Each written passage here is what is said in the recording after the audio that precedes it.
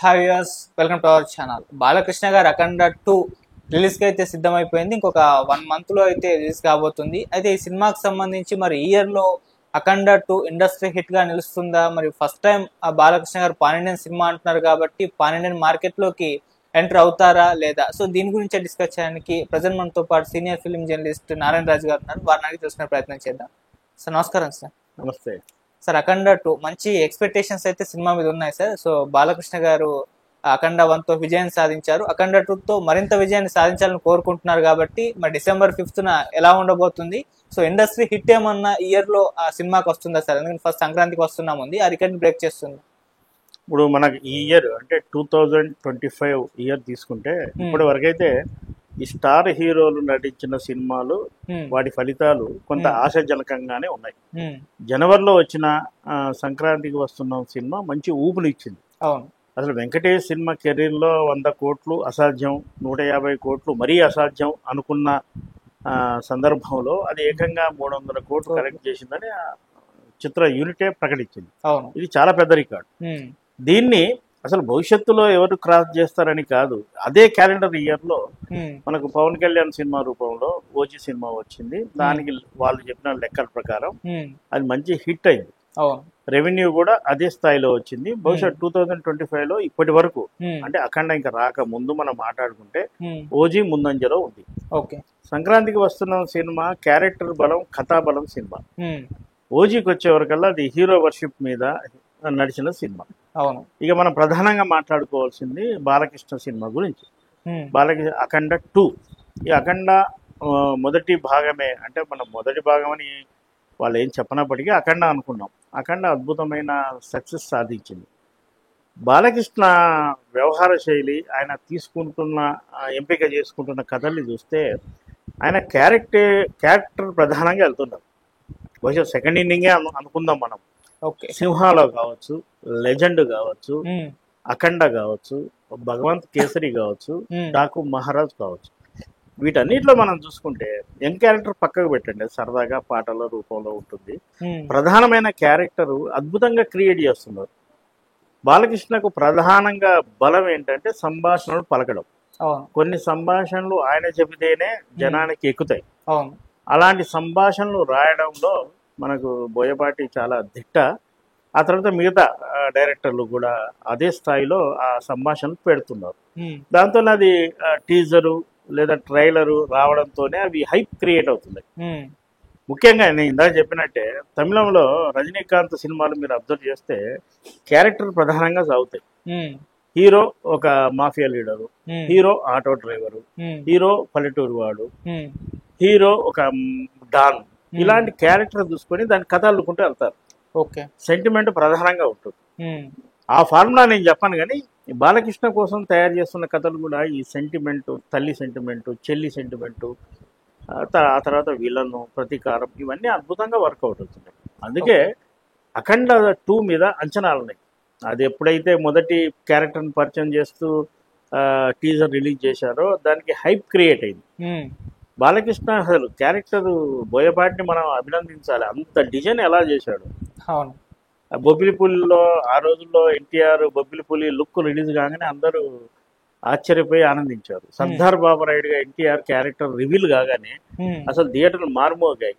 అంత అద్భుతంగా క్రియేట్ చేశారు.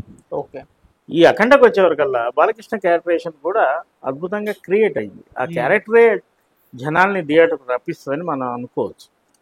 పైగా ఈ సీక్వెల్ సినిమాలో మొదటి భాగం కంటే రెండో భాగాలు పెద్ద హిట్ అవుతుంది. బాహుబలి 2 కావచ్చు, కేజీఎఫ్ 2 కావచ్చు, కాంతారా 2 కావచ్చు. ఆ సెంటిమెంట్ వర్కౌట్ చేసుకున్న అఖండ ఒక మంచి బిగ్ హిట్ అవుతుందని మనం ఎక్స్పెక్ట్ చేయొచ్చు. మళ్ళీ సార్, ఇది పాన్ ఇండియన్ సినిమాగా తీసుకెళ్తున్నారు. సో ఫస్ట్ టైం బాలకృష్ణ గారు ఇలా పాన్ ఇండియన్ హీరోగా ఎంటర్ కాబోతున్నారు కాబట్టి సో ఆ రకంగా ఓవరాల్ గా ఇండియా వైజ్ గా చాలా లాంగ్వేజ్ లో రిలీజ్ అవుతున్నాయి. మరి అది ఎలా ఉండబోతుందంటారు సార్? ఇప్పుడు చాలా తెలుగులో టాప్ హీరోలు అంటే మన బాలకృష్ణ కావచ్చు, ఆ స్థాయిలో ఉన్న మిగతా హీరోలన్నీ మాస్ పిక్చర్స్, కుర్ర హీరోలు కూడా. ఇవన్నీ సహజంగానే ఇతర భాషల్లోకి సైమల్టేనియస్ గా డబ్బింగ్ అవుతుంటాయి. డబ్బింగ్ రూపంలో బాలకృష్ణ ఇప్పటికే నార్త్ కు సుపరిచితుడు. డాకు మహారాజ్ కూడా డబ్బింగ్ చేసి రిలీజ్ చేశారు. దానికి ముందు బాలకృష్ణ నటించిన అనేక యాక్షన్ సినిమాల్ని హిందీలో రిలీజ్ చేశారు. ఆల్రెడీ అక్కడ సుపరిచితులు. అయితే దాన్ని బ్రేక్ చేస్తూ ఇప్పుడు నేరుగా అఖండ 2ను పాన్ ఇండియా సినిమాగా ఆ సినిమా ప్రొడక్షన్ కూడా ఆ స్థాయిలో జరిగింది. ఇప్పుడు మన శివభక్తుడు, ఒక స్వామీజీ క్యారెక్టర్, ఒక అఘోర, ఇవన్నీ నార్త్ ఇండియన్స్ కు బాగా నచ్చుతాయని ఒక అంచనా. ఓకే, ఆ విధంగా ఏమాత్రం వాళ్ళు మార్కులు వేసినా అఖండ 2 నేరుగా విడుదలవుతున్న పాన్ ఇండియా సినిమా కాబట్టి బాలకృష్ణకు గుడ్ బిగినింగ్ అవుతుంది. అంటే అక్కడ ఒక రూపాయి వచ్చినా అది బోనసే. దీంతో పాటు ఇప్పటికే బాలకృష్ణ ఈ పాన్ ఇండియా కాన్సెప్ట్ సినిమాలు ఆయన ఎప్పుడూ చేయాల్సింది ఉండే. కారణం ఏదైనా ఇప్పటికైనా చేస్తున్నందుకు మనం కానీ ఫ్యాన్స్ కానీ ఎంతో ఆనందిస్తున్నారు.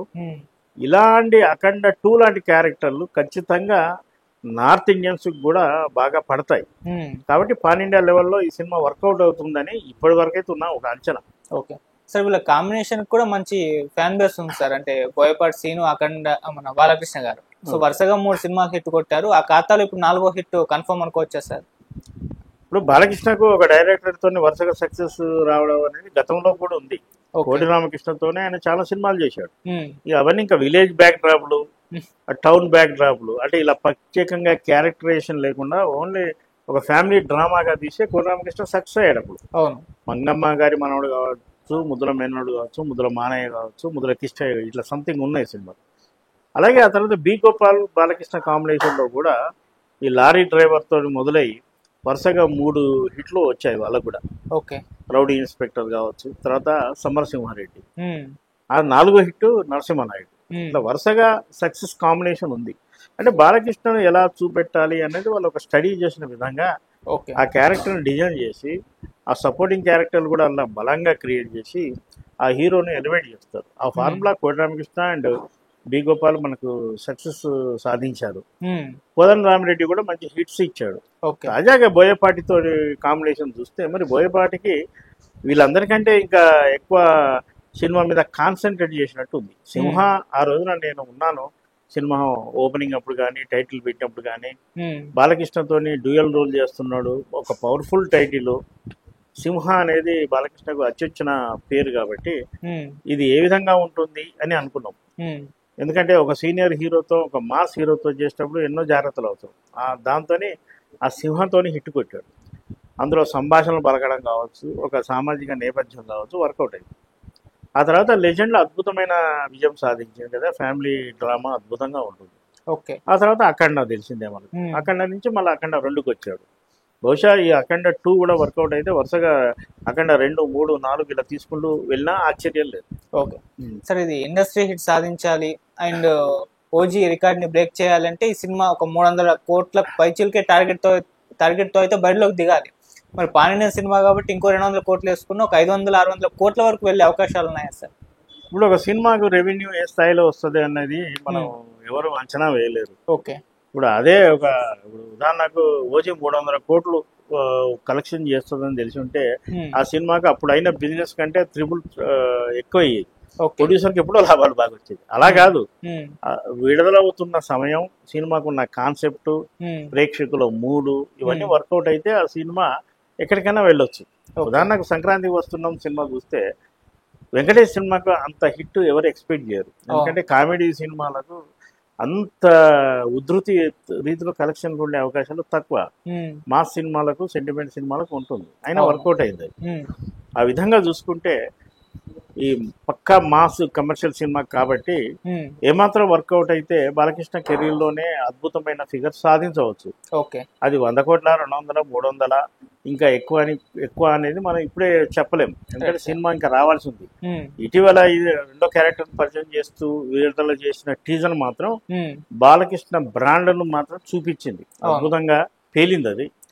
ప్రజెంట్ బాలకృష్ణ సిచ్యువేషన్ కు, పొలిటికల్ సిచ్యువేషన్ కూడా డైలాగులు మరి భయపడి కావాలని రాశాడో కాకతీయాలకి వచ్చిందో కానీ ఆ సౌండ్ అన్న మాడ్యులేషన్ అద్భుతంగా కుదిరింది. అవును సార్, ఇప్పటికైతే వైబ్రేషన్స్ అన్ని సినిమా మంచి సక్సెస్ కు అనుకూలంగా కనబడుతుంది. Right sir, thank you so much sir.